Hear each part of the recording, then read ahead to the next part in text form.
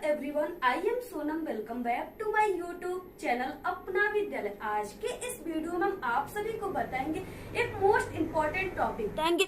Board परीक्षा में सामाजिक विज्ञान की कॉपी कैसे लिखे जिसे आप सभी को पूरे के पूरे 70 में 70 नंबर मिले। यानी एक टॉपर स्टूडेंट अपनी बोर्ड एग्जाम में सामाजिक विज्ञान की कॉपी कैसे लिखता है जिसे टीचर उसको 100 में 95% नंबर देते हैं और वो एक टॉपर स्टूडेंट बन जाता है। ठीक है, यानी आप सभी को किस तरह से लिखना है जिससे आपको पूरे के पूरे 70 नंबर मिले। क्या देखकर टीचर आप सभी के जो सामाजिक विज्ञान की कॉपी है उसमें पूरे के पूरे नंबर देते हैं। ठीक है, यहाँ पे हम आपको सब कुछ बताएंगे और आप सभी को मानचित्र कैसे भरना है। ठीक है, किस तरह से आपको भरना है, मानचित्र पर क्या क्या आपको लिखना है। सबसे पहले यहाँ पे देखिए, अगर आप सभी को किसी भी क्वेश्चन का आंसर नहीं पता है तो आप सभी को ट्रिक से कैसे लिखना है जिससे टीचर आप सभी को फुल मार्क्स दे। ठीक है, पूरे के पूरे नंबर दे। इसके बाद यहाँ पे और भी यहाँ पे एक टॉपिक है, अगर आपकी लिखावट खराब है, हैंडराइटिंग खराब है तो आपको कैसे लिखना है जिससे टीचर आपको पूरे के पूरे नंबर दे। क्योंकि जो ये सोशल साइंस है, सामाजिक विज्ञान है क्लास 10th का, इसमें भी आप सभी की जो हैंडराइटिंग है वो मायने रखती है। ठीक है, तो आप सभी को यानी कि जो सामाजिक विज्ञान की कॉपी लिखने का सबसे सही तरीका होता है जिसे देखकर टीचर आपको पूरे नंबर देते हैं, वो तरीका हम आप सभी को आज के इस वीडियो में बताने वाले। तो आप लोग इस वीडियो को बिना स्किप के लास्ट तक देखिएगा, आप सभी को पूरे ट्रिक और टिप्स समझ में आएंगे। यहाँ पे देखिए, ये आप सभी का सामाजिक विज्ञान का बिल्कुल वायरल पेपर है। ठीक है, इसी पेपर में जितने भी क्वेश्चन आए सभी को हम आप सभी को लिख करके बताएंगे किस तरह से आप सभी को अपनी बोर्ड एग्जाम में कॉपी लिखना है। ठीक है, जितना भी प्रकार के क्वेश्चन इस पेपर में आते हैं सभी को सॉल्व करके हम आप सभी को पूरे लिख करके बताएंगे किस तरह से आप सभी को लिखना है। इसके बाद देखिए, ये है OMR शीट। ठीक है, जो कि 20 नंबर का जो बहुविकल्पी क्वेश्चन आ रहा है आप सभी के क्लास 10th में, वो उसका आंसर आप सभी को इसी OMR शीट पे देना है। तो इसको किस तरह से देना है सब कुछ हम आप सभी को बताएंगे। इसके बाद देखिए, यहाँ पे ये मानचित्र है। ठीक है, मानचित्र में आप सभी को सबसे पहले क्या क्या भरना है, यहाँ पे किस तरह से भरना है, पूरी मानचित्र हम आप सभी को बताएंगे भर करके।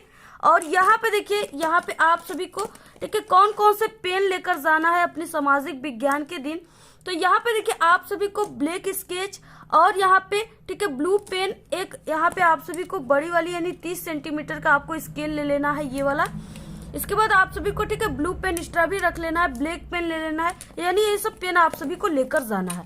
इसके बाद देखिए, आप सभी को बोर्ड एग्जाम में यानी कि जो आपका कॉपी रहेगा सामाजिक विज्ञान का वो किस तरह से रहेगा। यहाँ पे देखिए, ये आप सभी को इसी तरह, ये बोर्ड का बिल्कुल रियल कॉपी है सामाजिक विज्ञान का, तो इसी तरह से आपको कॉपी मिलेगा। और यहाँ पे क्या है, परीक्षार्थी उत्तर पुस्तिका में आपको कहीं पर भी अपना नाम नहीं लिखना है, यहाँ पे आपको अपनी रोल नंबर भरना है। ठीक है, 10 अंकों का इस तरह से भर देना है। इसके बाद यहाँ पे अपने अनुक्रमांक को आपको शब्दों में लिखना है, इसी तरह से लिखिएगा जैसे यहाँ पे हमने लिखा हुआ है। देखिए, यहाँ पे विषय है, विषय में आप सभी को इस तरह से यहाँ पे सामाजिक विज्ञान लिख देना है।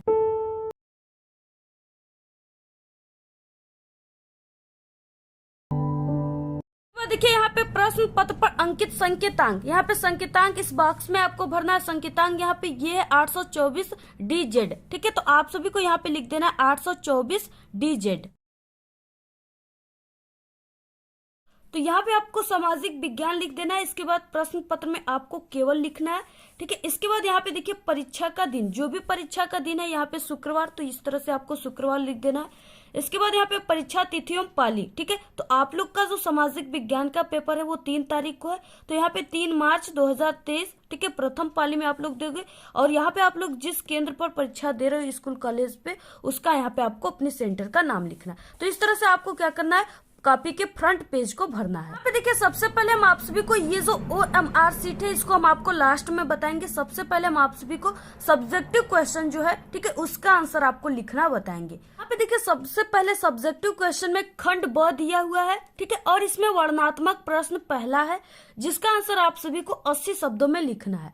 और ये कितने नंबर का है, 4 नंबर का। तो यहाँ पहला क्वेश्चन है, फ्रांस की क्रांति कब शुरू हुई, उसका मुख्य कारण क्या था। ठीक है, यानी फ्रांस की क्रांति का मुख्य कारण क्या था। अब इसमें क्या है, 2 क्वेश्चन है। अब आप सभी को इसका आंसर किस तरह से लिखना है अपनी कॉपी में जिससे आपको पूरे के पूरे 4 नंबर टीचर दे, आपका एक भी नंबर न कटे। ठीक है, तो यहाँ पे हम आपको वही तरीका बताएंगे। देखिए, आप सभी का बोर्ड एग्जाम की कॉपी है। सबसे पहले आप सभी को यहाँ पे क्या है कि खंड ब दिया है। ठीक है, तो आपको अपनी कॉपी के सबसे ऊपरी सिरे पे जो भी आप लोग खंड कर रहे हो सबसे पहले आपको वो खंड लिखना है। तो यहाँ पे आपको लिखना है खंड ब।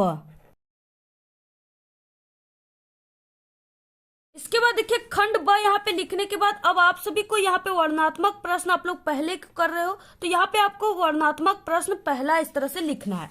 ठीक है, यहाँ पे आप सभी को लिखना है ऊपर से एक लाइन छोड़ने के बाद यहाँ से आपको लिखना है वर्णनात्मक।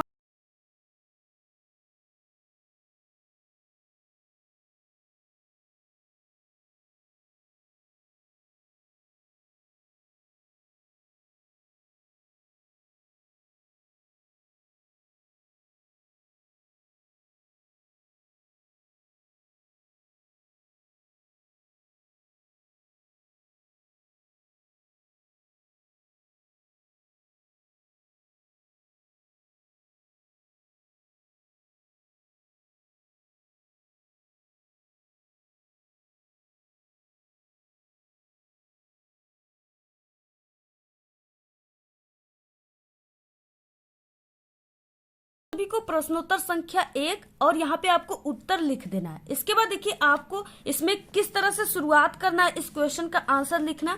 तो यहाँ पे देखिए सबसे पहले आप सभी का जो क्वेश्चन है उसमें 2 क्वेश्चन दिया हुआ है। ठीक है, एक तो फ्रांस की क्रांति कब शुरू हुई और दूसरा कि इसका मुख्य कारण क्या था। तो सबसे पहले आप सभी को फ्रांस की क्रांति कब शुरू हुई इसके बारे में लिखना है। इसके बाद नेक्स्ट में आप सभी को इसका कारण लिखना है। ठीक है, तो सामाजिक विज्ञान की कॉपी चेक करने वाले टीचर होते हैं, वो आप सभी की कॉपी में सिर्फ हेडिंग देखते हैं। ठीक है, वो आप सभी के बड़े से बड़े क्वेश्चन के आंसर को कभी भी नहीं पढ़ते, वो सिर्फ आपके शुरुआत की लाइन देखते हैं, यानी किस तरह से आप लोग को लिखने का सही तरीका पता है कि नहीं। तो यहाँ पे देखिए क्या है कि फ्रांस की क्रांति कब शुरू हुई। ठीक है, तो यहाँ पे आपको हेडिंग डालना है फ्रांस की क्रांति। क्या आपको हेडिंग डालना है? फ्रांस की क्रांति। तो यहाँ पे आप लोग हेडिंग डाल दीजिए, यहाँ पे आप सभी लोग हेडिंग डाल दीजिए फ्रांस की क्रांति।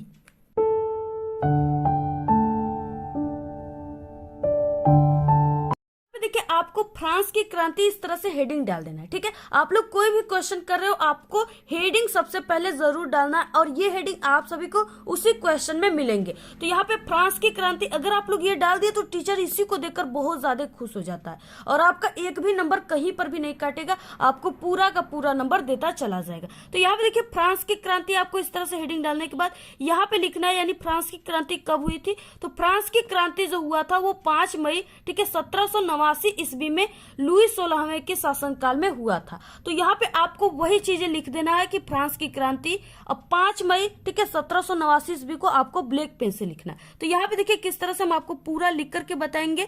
तो यहाँ से आपको शुरुआत करना है।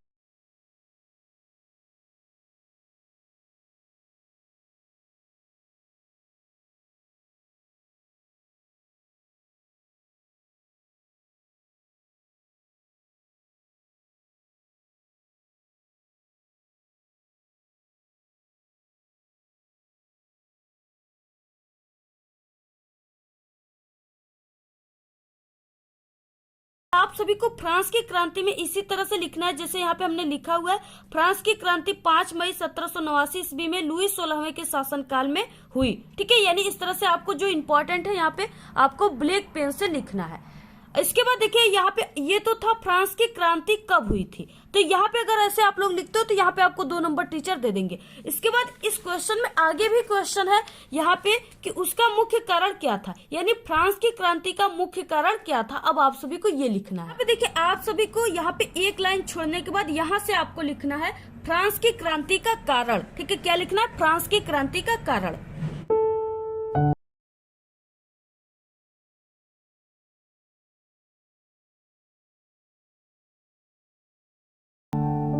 देखिए आप सभी को इस तरह से हेडिंग डालना है फ्रांस की क्रांति का कारण। अब इसमें आपको क्या लिखना है, जैसे आप सभी को यहाँ पे लिखना है फ्रांस की क्रांति के प्रमुख कारण जो है वो निम्नलिखित है। ठीक है, आप सभी को यानी ये निम्नलिखित वाला जो लाइन है ये आप सभी को सामाजिक विज्ञान के सभी क्वेश्चन में यूज करना है। तो यहाँ पे क्या हो जाएगा, फ्रांस की क्रांति के प्रमुख कारण निम्नलिखित है।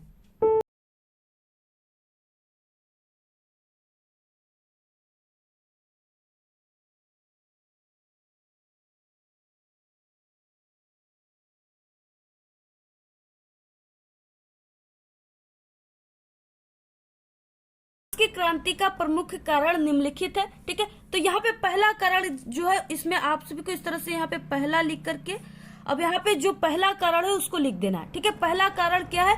दोषपूर्ण शासन व्यवस्था। तो आपको यहाँ पे लिख देना है दोषपूर्ण शासन व्यवस्था।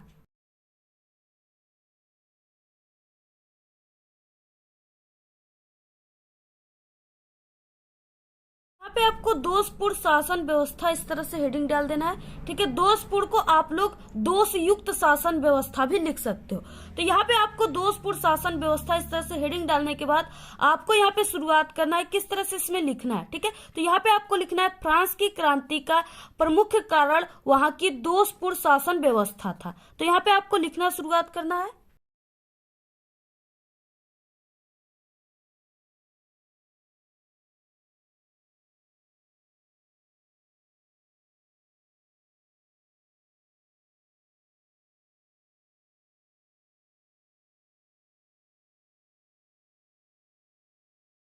तो देखिए, इसके बाद हम आप सभी को पहले ये बता दें कि अगर आपकी हैंडराइटिंग खराब है तो आपको किस तरह से लिखना है जिससे वो आप सभी की हैंडराइटिंग देखने में काफी अच्छी लगे और आपको टीचर पूरे नंबर दे। ठीक है, तो यहाँ पे आप सभी को क्या करना है, सबसे पहले कि आपको ये लिखने का तरीका पता होना चाहिए। इसके बाद देखिए, आप सभी को दो शब्दों के बीच में एक एक पेन का इस तरह से गैप देकर लिखना है। इससे क्या होता है कि आपकी हैंडराइटिंग देखने में काफी अच्छी लगेगी। ठीक है, और यहाँ पे देखिए, एक इस तरह से हेडिंग पूरा होने के बाद आपको एक या दो लाइन की इस तरह से गैप देना है। इसके बाद आपको नेक्स्ट क्वेश्चन या नेक्स्ट हेडिंग को करना है इस तरह से। ठीक है, और यहाँ पे आपको कट पीट अपने फ्रंट पेज में आपको कहीं पर भी कट पीट 2 पेज तक नहीं करना है बिल्कुल भी। और आप सभी को, ठीक है, कट पीट बिल्कुल भी नहीं करना है, बिल्कुल सही सही लिखना है और गाना वगैरह आपको बिल्कुल भी नहीं लिखना है। तो इस तरह से आप लोग लिख सकते हो। ठीक है, क्योंकि हमारी भी हैंडराइटिंग देखिए अच्छी नहीं है, लेकिन हमने इस तरह से लिखा है तो मुझे लग रहा है कि देखने में अच्छी लग रही है। तो इस तरह से आप भी लिखिएगा। इसके बाद देखिए, इसके आगे क्या हो जाएगा, दोषपूर्ण शासन व्यवस्था। यहाँ पे देखिए, इसके आगे आप सभी को फिर यहाँ से, ठीक है, यहाँ से यहाँ तक आपको इस तरह से लिख देना है जैसे यहाँ पे हमने लिखा हुआ है। इसके बाद यहाँ पे, ठीक है, आप सभी को जो बचा हुआ है यहाँ पे आपको इस तरह से लिखना है, एक लाइन का ऊपर गैप देने के बाद यहाँ तक लिखना है। इस तरह से आपको पूरा लिखना है। इसके बाद इसमें दूसरा भी कारण आपको लिखना है। ठीक है, तो वो है सामाजिक असमानता। तो इस तरह से आपको हेडिंग डालने के बाद दूसरा यहाँ पे नंबर लिखने के बाद इसमें भी आपको इसी तरह से लिखना है। जो भी मेन है वहां पे आपको ब्लैक पेन का यूज कर देना है। ठीक है, तो इसी तरीके से आप सभी को पूरा इसी तरीके से कॉपी लिखना है। अगर आप लोग ऐसे लिखते हो तो आपको पूरे के पूरे 4 नंबर, जितने नंबर का क्वेश्चन रहेगा उतने नंबर टीचर देंगे, आपका एक भी नंबर नहीं काटेंगे। कि जैसे यहाँ पे कोई अंतर आ जाए अगर आपके सामाजिक विज्ञान में, तो आपको किस तरह से लिखना है, जैसे यहाँ पे राष्ट्रीय व्यापार तथा अंतर्राष्ट्रीय व्यापार में अंतर। ठीक है, तो आपको सबसे पहले यहाँ पे प्रश्नोत्तर संख्या इस तरह से लिखने के बाद यहाँ पे अथवा वाला क्वेश्चन कर रहे हो तो यहाँ पे अथवा लिख दीजिए, यहाँ पे उत्तर। ठीक है, उत्तर में आपको राष्ट्रीय व्यापार तथा अंतर्राष्ट्रीय व्यापार में निम्नलिखित अंतर है, इस तरह से आपको पहले लिखना है जरूर, ये बहुत ही इंपॉर्टेंट है। इसके बाद देखिए, यहाँ पे राष्ट्रीय व्यापार जो दिया हुआ है और यहाँ पे अंतर्राष्ट्रीय व्यापार, इस तरह से आपको दोनों तरफ यहाँ पे लिखने के बाद यहाँ पे लाइनिंग कर देना है और इसमें इस तरह से पहला, दूसरा, तीसरा इस तरह से आपको डाल करके यहाँ पे लिखना है। ठीक है, इसी तरीके से बिल्कुल लिखना है जैसे यहाँ पे हमने लिखा हुआ है। तो आप लोग इसी तरीके से लिखिएगा, आपको पूरे के पूरे 4 नंबर मिलेंगे। देखिए, तीसरा क्वेश्चन है। अब यहाँ पे इस तरह से आपको, ठीक है, इस तरह से हेडिंग वगैरह ऐसे ही डालकर लिखना है जैसे यहाँ पे हमने लिखा हुआ है, इसी तरीके से बिल्कुल आपको लिखना है। देखिए, वर्णनात्मक प्रश्न जो 2 है, इसमें आप सभी को किस तरह से लिखना है, आपको जैसे हमने खंड ब लिखा था उस तरह से आपको लिखना है। और जहां पे हम वर्णनात्मक प्रश्न 1 लिखे थे वहां पे आपको सिर्फ 2 लिख देना है, बाकी आपको उसी तरीके से हेडिंग डालकर लिखना है। इसके बाद देखिए, इसमें मानचित्र वाला क्वेश्चन है। अब मानचित्र वाले क्वेश्चन में देखिए, आप सभी को किस तरह से पहले लिखना है। ठीक है, और आपका मानचित्र में सबसे पहले क्या लिखना है फिर आपको हम कॉपी में बताएंगे। तो यहाँ पे देखिए, मानचित्र में आपको यहाँ पे अनुक्रमांक में अपनी अनुक्रमांक लिखना है 10 अंकों का। यहाँ पे क्लास दिया है तो क्लास आपको लिखना है। इसके बाद इसमें पेपर कोड, ठीक है, तो पेपर कोड आप सभी को यही वाला पेपर कोड जो है इसी को आपको इसमें लिख देना है ऐसे। इसके बाद यहाँ पे देखिए, आप सभी को इस मानचित्र को भरने के लिए आपको पेंसिल का यूज करना है। ठीक है, पेन का यूज नहीं करना है। यहाँ पे हमने पेन का कर दिया कि इससे आपको अच्छे से दिखाई दे, तो इस तरह से आपको पेंसिल का यूज करना है। तो यहाँ पे देखिए, मानचित्र कार्य को करने के लिए सबसे पहले आप सभी को यहाँ पे अपनी कॉपी के सबसे ऊपरी सिरे पे लिख देना है मानचित्र कार्य।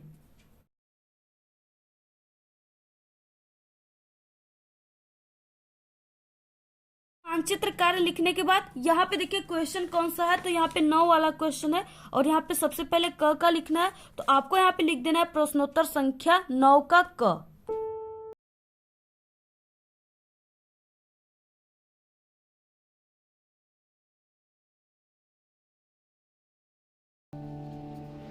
निम्नलिखित स्थानों को भारत के मानचित्र में आपको चिन्ह द्वारा नाम सहित दर्शाना है। सही नाम तथा सही अंकन के लिए आप सभी को आधा प्लस आधा यानी 1 नंबर मिलेंगे। ठीक है, अगर आप लोग सिर्फ नाम लिखते हो तो आपको आधा नंबर, अगर आप लोग इस मानचित्र जो हम आपको दिखाए उसमें आप लोग शो करोगे कि हाँ ये स्थान यहाँ पे है तो उसका फिर से आधा नंबर मिलेगा, टोटल आपको 1 नंबर मिल जाएगा। और यहाँ पे 5 क्वेश्चन है यानी कि 10 नंबर का है। और यहाँ पे कितने क्वेश्चन है? 5 क्वेश्चन यहाँ पे है तो ये 5 नंबर का है। इसके बाद 9वीं का ख में 5 क्वेश्चन है तो वो 5 नंबर का, यानी टोटल 10 नंबर का मानचित्र आता है। तो सबसे पहला क्वेश्चन दिया है कांग्रेस का कराची अधिवेशन चिन्ह द्वारा आपको नाम सहित दर्शाना है। तो इसमें आपको क्या करना है, सिर्फ यहाँ पे चिन्ह द्वारा आपको नाम सहित दर्शाना है। तो सबसे पहले देखिए आपको मानचित्र में किस तरह से दर्शाना है और कहाँ पे ये कराची है। तो यहाँ पे देखिए कराची जो है यहाँ पे है, यानी मानचित्र में कराची जो है ये कहाँ पे है, ये यहाँ पे पाकिस्तान है, इसी के अगल बगल यहाँ पे कराची है। अब यहाँ पे आपको यहाँ पे जो यहाँ पे हुआ था कांग्रेस का कराची अधिवेशन जो हुआ था वो 1931 ईस्वी में हुआ था। तो इस तरह से आप सभी को यहाँ पे इस तरह से चिन्ह बनाकर इस तरह से दर्शा देना है। और ये आप सभी को अपने एग्जाम में पेंसिल से करना है। जो चीजें यहाँ पे हमने ठीक है पेन से लिखा हुआ है आपको पेंसिल से एग्जाम में लिखना है। इसके बाद इसमें देखिए अपने कॉपी में जहाँ पर आप लोगों ने ये लिखा था यहाँ पे आपको पहले का यानी क में आपको 1931 लिख देना है। ठीक है, यानी जो यहाँ पे कांग्रेस का कराची अधिवेशन हुआ था वो 1931 ईस्वी में हुआ था। नेक्स्ट क्वेश्चन यहाँ पे है कि कांग्रेस का अमृतसर अधिवेशन आपको चिन्ह द्वारा नाम सहित दर्शाना है। तो देखिए जो यहाँ पे नक्शा में क्या है भारत के कि अमृतसर जो है वो क्या है, इसी यानी कि यहाँ पे पाकिस्तान के ये बॉर्डर पे है और ये पंजाब के बॉर्डर पे है। ठीक है, यानी पंजाब में ही है। तो यहाँ पे क्या है, अमृतसर यहाँ पे है, यहाँ पे है। और इसमें कितना सन में हुआ था, तो यहाँ पे देखिए कांग्रेस का जो अमृतसर अधिवेशन हुआ था वो 1919 ईस्वी में हुआ था।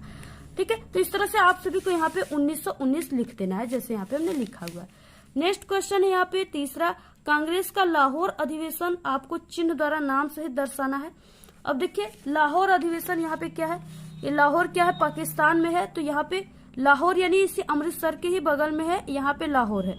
यहाँ पे 1929 ईस्वी में जो है अधिवेशन हुआ था कांग्रेस का। तो इस तरह से आप सभी को यहाँ पे शो करना है। नेक्स्ट क्वेश्चन है और यहाँ पे भी आप सभी को लिख देना है। ठीक है, 1929। नेक्स्ट क्वेश्चन है यहाँ पे कांग्रेस का त्रिपुरी अधिवेशन चिन्ह द्वारा नाम सहित आपको दर्शाना है।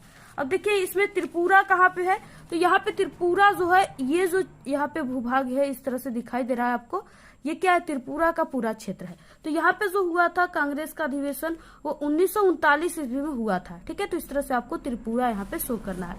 इसमें भी आप सभी को लिख देना है 1939 ईस्वी में। नेक्स्ट है यहाँ पे कांग्रेस का बनारस अधिवेशन चिन्ह द्वारा नाम सहित आपको दर्शाना है।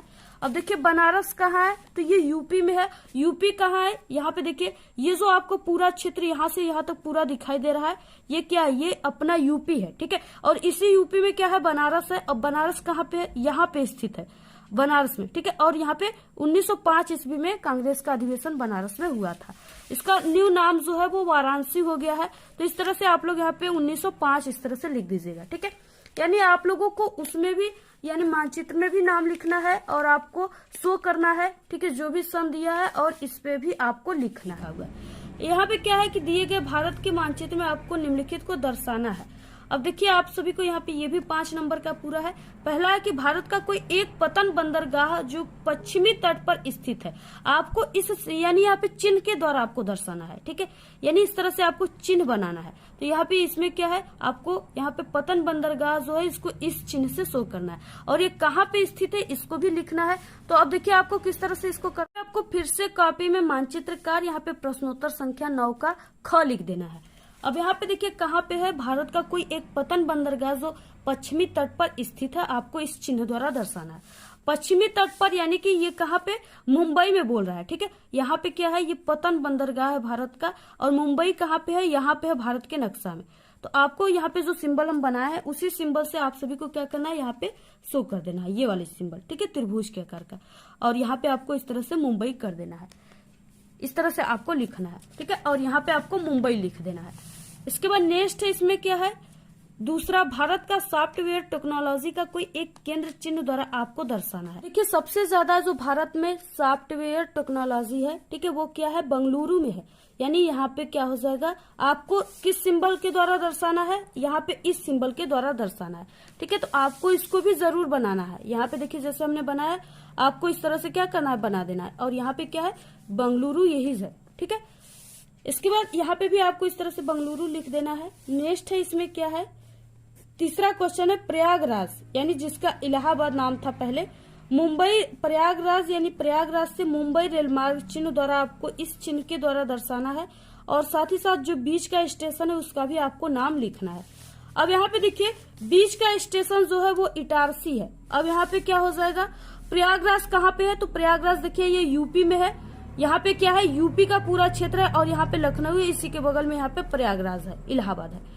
अब यहाँ से क्या हो गया, आपको इस सिंबल के द्वारा दर्शाना है। तो ट्रेन का सिंबल इस तरह से ही होता है, तो आपको क्या करना है, इस तरह से क्या करना है, प्रयागराज से, और यहाँ पे मुंबई बोला है यानी यहाँ तक, यहाँ से आपको इस तरह से ऐसे बनाकर ले जाना है। और यहाँ पे पटरिया बना देना है इस तरह से ट्रेन का। और इसके बीच में एक स्टेशन पूछ रखा है, तो यहाँ पे क्या है, इटारसी है। इस तरह से आप सभी को बीच का स्टेशन को शो कर देना है। ठीक है, कोई भी स्टेशन आपको पता हो इनके बीच की, तो आप लोग इसमें शो कर सकते हो। तो इस तरह से आपको भरना है। इसके बाद इसमें नेक्स्ट क्वेश्चन क्या है, नेक्स्ट क्वेश्चन है चौथा, अभ्रक उत्पादन का क्षेत्र आपको इस सिंबल के द्वारा दर्शाना है। ठीक है, आप लोग इसमें जो शो कर रहे हो इसमें आधा नंबर कॉपी में लिखोगे तो आप सभी को आधा और यानी 1 नंबर मिलेंगे। तो यहाँ पे देखिए अभ्रक उत्पादन का जो क्षेत्र है वो कौन कौन सा क्षेत्र है। ठीक है, तो वो यहाँ पे बिहार में पड़ता है, गया। ठीक है, गया ये जो है यानी यूपी के बगल में क्या है, यहाँ पे बिहार है यहाँ पे। ठीक है, ये छोटा सा यहाँ पे बिहार का क्षेत्र है।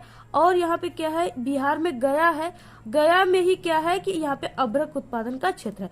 तो इस सिंबल से बोला है, तो यहाँ पे आपको प्लस वाले सिंबल से इस तरह से राउंड करके दिखा देना है ऐसे। और इसमें आपको भी लिख देना है कॉपी में भी बिहार यानी गया बिहार।